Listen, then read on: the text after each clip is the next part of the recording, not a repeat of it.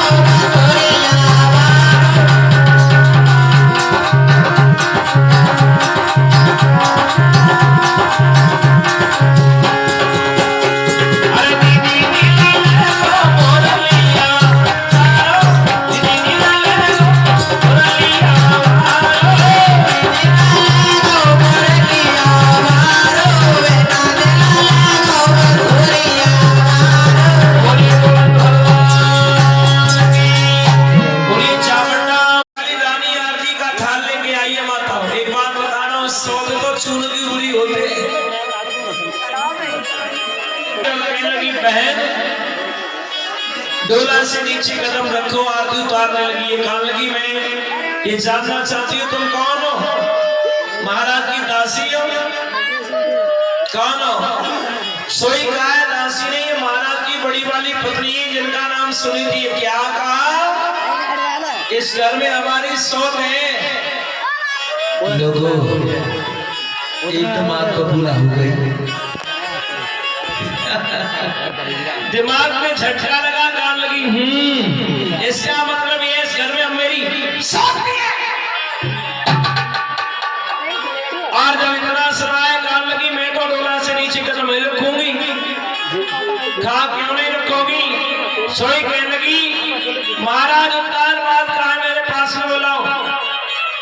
उतार बात खड़े खड़े देख रहे हैं, जवाब दिया क्या कहना चाहती हूँ? कहने लगी महाराज भेज दो पीहर डोला और मेरे जाने के बाद में पड़े तुम्हारे गांव पे बम का गोला, पर मैं अंदर नहीं जाऊंगी। और मालूम कहा बोली सुनो,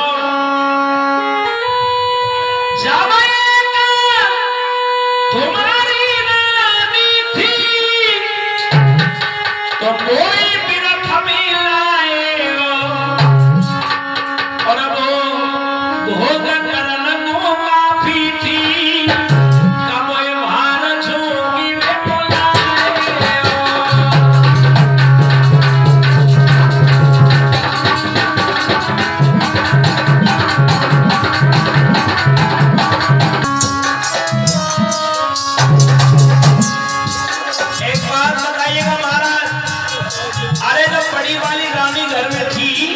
तो मुझे क्यों लाए, मेरा जीवन क्यों खराब किया।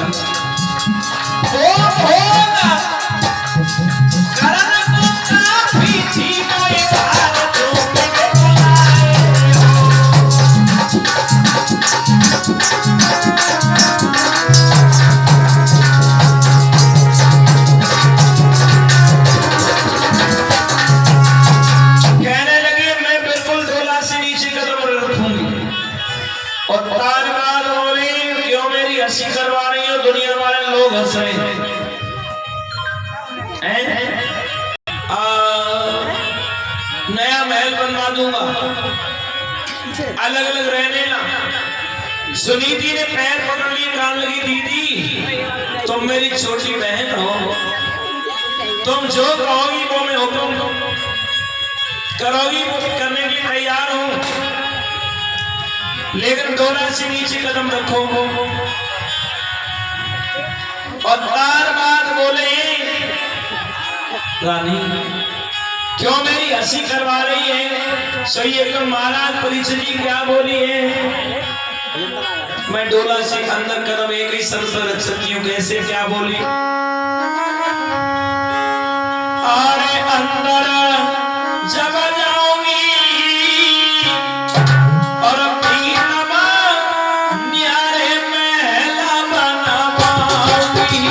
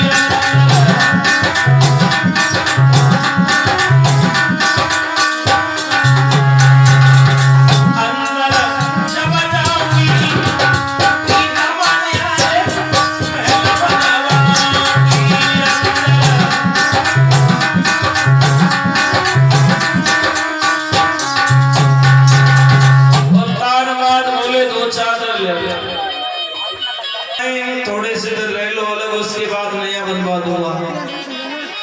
बोले ऐसे नहीं जाऊंगी। तो उसी समय परीक्षित महाराज बताया है, ये जो सुरुचि कहने लगी एक बात कह रही हूँ। सुनीति बोली मैं तेरे डोला को वापस नहीं जाने दूंगी, चाहे तुझे तुम्हारी नौकरानी बनकर रहना चाहिए, रहना पड़े, लेकिन तुम्हारे डोला को वापस नहीं जाने दूंगी। सोई कहने लगी महाराज एक काम करो। और छोटी वाली इतनी तेज हथी, कहने लगी सुरुचि ऐसा करो, चाहे महल से बाहर करो और मोए महल में रखो। अब परीक्षित महाराज मालूम कहा, बोली ऐसा करो, एक शेर बताया है, कहने लगी ये महलों से बाहर रहेगी, घास फूस की कुटिया में, कहने लगी महलों से बाहर रह लूंगी, तेरी नौकरानी बन के रह लूंगी, फिर उधर से संतान पैदा होगी और तेरे उधर से संतान पैदा होगी, उसे खिलाती रहूंगी। कहने लगी बूढ़ी बिल्ली बन के चिड़िया घर में रहना चाहती है? तू हमारा लल्ला खिलाएगी, लल्ला का गला दबाएगी? जवाब दिया बिल्कुल मैं तेरी शक्ल नहीं देखना चाहती हूँ। और कहने का मतलब ये मेरे नौजवान साथियों, महाराज उत्तानपाद जो थे बड़ी वाली रानी को गांव से बाहर घास फूस की कुटिया में डलवा देते। सुरक्षी ने ये कहा इसको चौका आटा मिलेगा, उसका भोजन बना के खाया करेगा। सुरी की गांव से बाहर घास फूस की कुटिया में डलवा दी है। सुरक्षी महलों में रहती है, बढ़िया भोजन करती है और सुरीति को चौका आटा मिलता है, उसका भोजन बना के खाती है। अच्छा चौका आटा क्यों बताया? जौ की तासीर ठंडी होती है, जौ का भोजन खाएगी तो उससे माल में संतान पैदा नहीं कर पाएगी। बताओ इधर क्या हुआ? पुलिस वाला सुनीति महलों से निकलकर जब घास फूस की कुटिया में जीवन यापन कर रही है तो एकदम रोई सुनीति का बोली, माता सुनो अरे समय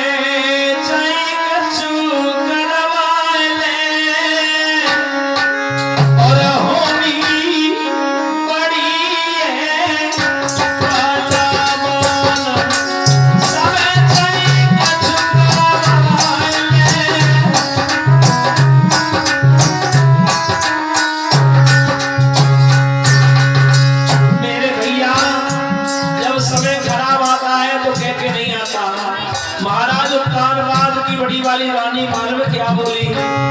समय चाहे कछु करवाले होनी पड़ी है समय चाहे कछु करवाले।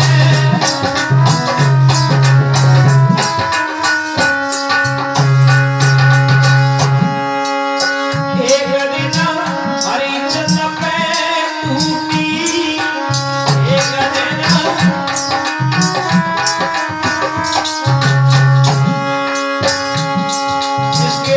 शेर और बकरी एक ही घाट पानी पीते थे सज्जनों। लेकिन क्या हुआ? अरे लगाए नहीं मरघट में डूबी,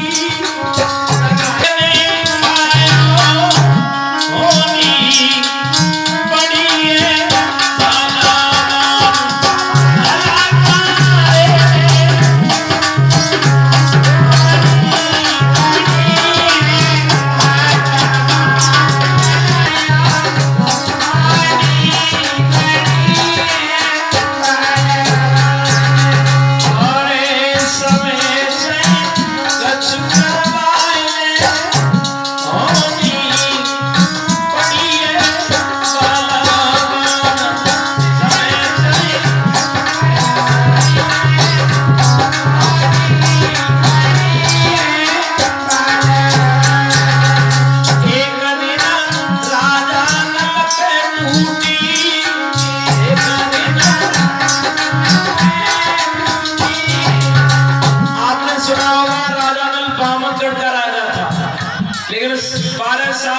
शनिदेव ने यानी प्रकोप किया तो क्या हुआ?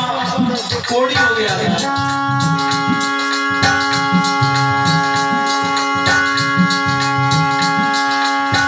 एक दिन राजा टूटी, निकल गई खूटी,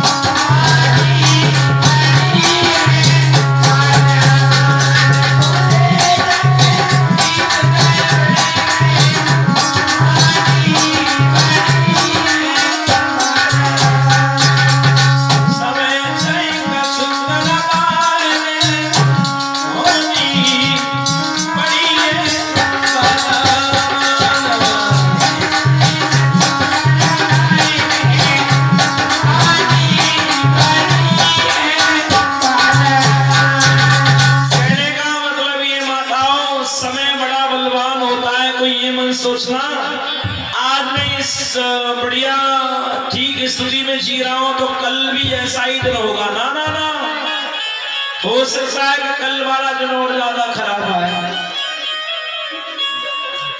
समय को पहचानना चाहिए। महलों में रहने वाली रानी आज घास फूस की कुटिया में रह रही है। कुछ दानियों ने जा काम तो जरूर कर, जा जरूर कर। हाँ मेरे प्यारे प्यारे श्रोता बंधुओं, भागवतकार बता रहे खड़ा कर दिया है, किसी का बालक आया उसे गोद में बैठा लिया है।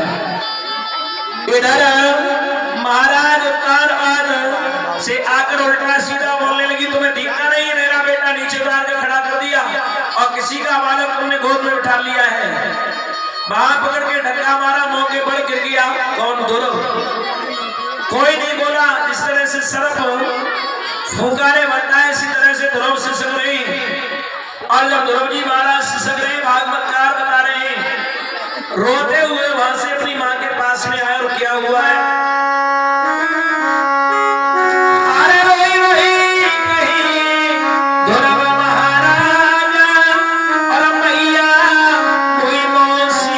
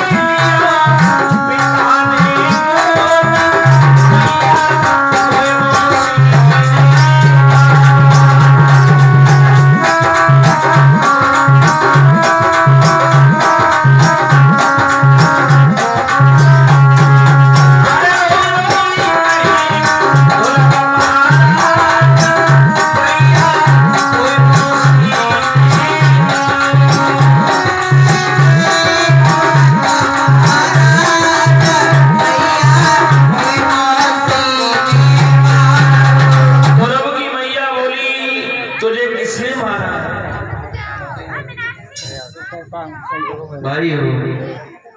इतना जब बताया सो ध्रुव की मैया जब पूछने लगी तो ध्रुव जी कहने लगे, आज गयो दरबार पिता के, मात मोई गोदी में बैठा रोरी। और देखी मौसी भरी क्रोध में धक्का मुंह में मारोरी। से जन्म लिया होता तब इस गोदी का अधिकारी बनता। क्या वो मेरे पिता नहीं है? उसी समय मैया बोली, बेटा ये तो तेरा डुप्लीकेट पिता है, बैठना है तो उस पिता की गोद में बैठ, इसकी गोद में सारा संसार बैठता है। यही बात ध्रुव ने दिमाग में उतार ली कि अब तो उसकी गोद में बैठूंगा।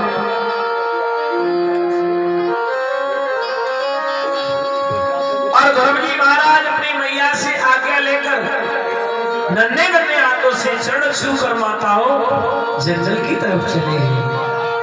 अच्छा एक बात और बोलूं, कोई बड़ा चाहे भजन करने तो मां चली जाने देगी, लेकिन 5 वर्ष का बाल अपनी मां को छोड़कर जा रहा हो तो कितना कष्ट होता है। और ध्रुव जी क्या बोले, सुन मैया,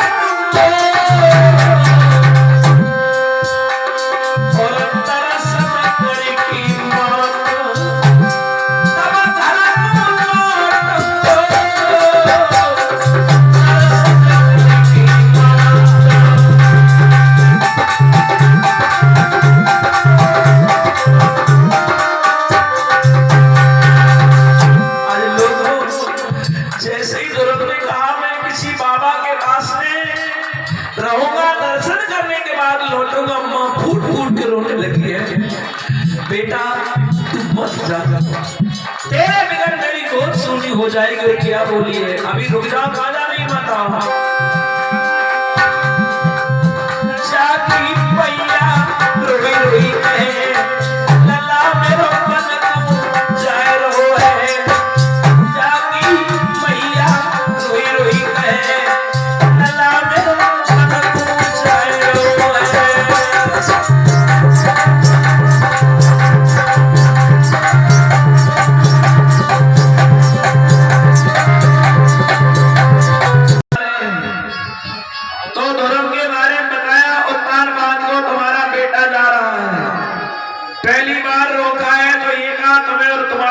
सुंदर भोजन मिलेगा, महलों में रहने के लिए मिलेगा, लेकिन जंगल में न जाओ। ध्रुव ने कहा मुझे सूखा भोजन मिल रहा है, ठीक है, रूखी सूखी खाएगी, ठंडो पानी पी और देख पड़ाई चूपड़ी मत ललचावे जी। नहीं लौटे ध्रुव जी, फिर कहा है आधा रात मिलेगा, जंगल में न जाओ। देखिए पहले तो कोई भजन करने के लिए तैयार नहीं होता, और हो भी रहा हो तो गांव वाले अपनी तरफ खींचते हैं। तीसरी बार में तो ये कहा है पूरा रात मिलेगा, थोड़ी नहीं की आवाज बढ़ा दी भैया, पूरा रात मिलेगा लेकिन जंगल में न जाओ।